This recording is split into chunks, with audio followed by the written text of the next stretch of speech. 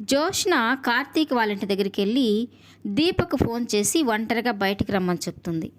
ఇక అక్కడికి వచ్చిన దీప, నాతో నీకేంటి పని, ఒంటరిగా రమ్మన్నావు, నీకేం పని లేకపోతే నాకు చాలా పనులు ఉన్నాయి, అసలు ఎందుకు రమ్మన్నావు చెప్పు అని అడుగుతూ ఉంటుంది.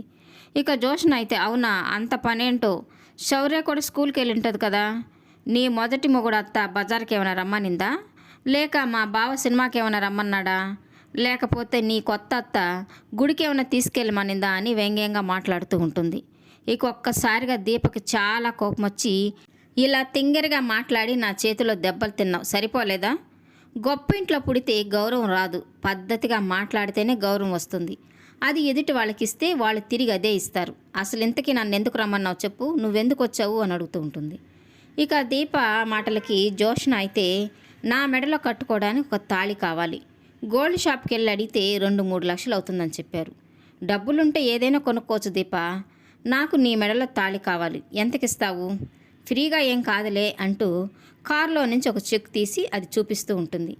ఇది నా పెళ్ళికని మా నాన్న నాకు ఇచ్చారు, నాకు నచ్చిన కారు కొనుక్కోమని, పెళ్ళి జరగలేదు కాబట్టి పక్కన పెట్టాను, ఇది మా కంపెనీ బ్లాంక్ చెక్కు, దీంట్లో మా డాడీ సంతకం కూడా చేశారు, దీన్ని నీకు ఇస్తున్నాను, నీకు నచ్చిన అమౌంట్ వేసుకో, ఏ డేట్ అయినా వేసుకో, నీలాంటి వాళ్ళు డబ్బు కోసమే మా బావ లాంటి వాళ్ళని ట్రాప్ చేస్తారు, నీకెంత డబ్బు కావాలంటే అంత డబ్బు తీసుకో, నీ మెడలో తాళి నాకు ఇచ్చేయి, నువ్వు ఇక్కడి నుంచి దూరంగా వెళ్ళిపో, మా బావ శౌర్య కోసమే నేను పెళ్లి చేసుకున్నాడు కాబట్టి శౌర్యను మాత్రం ఇక్కడే ఉంచు, మా బావకు నేను పెళ్ళాన్ని అవుతాను, శౌర్యకి అమ్మను కూడా అవుతాను, తండ్రి మారినట్లుగా తల్లి కూడా మారుతుంది, మా బావను నాకు ఇచ్చేసి శౌర్యను కూడా నాకు ఇచ్చేయి, నేను తనని కన్న బిడ్డలాగా చూసుకుంటాను, ఇక్కడి నుంచి నువ్వు దూరంగా ఎంత డబ్బు కావాలో అంత డబ్బు తీసుకొని వెళ్ళిపో, జీవితంలో మళ్ళీ కనిపించకు అని చెక్కుని దీపా చేతిలో పెట్టి, ఈ డీలు నీకు ఓకేనా అని అడుగుతూ ఉంటుంది.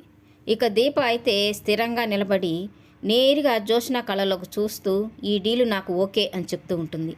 ఇక ఒక్కసారిగా జోష్న అయితే సంతోషంతో సంబరపడిపోతూ చాలా హ్యాపీగా, నువ్వు అసలు ఒప్పుకుంటావని నేను అస్సలు ఊహించలేదు, అస్సలు అనుకోలేదు, ఏదైతే నువ్వు ఒప్పుకున్నావు నాకు అదే చాలు, ఇక ఎంత డబ్బు కావాలో అంత డబ్బు రాసుకో, బ్యాంకుకి వెళ్ళి డబ్బులు డ్రా చేసి నువ్వెక్కడికి వెళ్ళాలంటే అక్కడికి దగ్గరుండి ట్రైన్ ఎక్కిస్తానని చెప్తూ ఉంటుంది.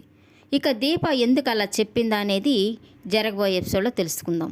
ఈ వీడియో నచ్చినట్లయితే లైక్ చేయండి, సబ్స్క్రైబ్ చేయండి. Thank you for watching.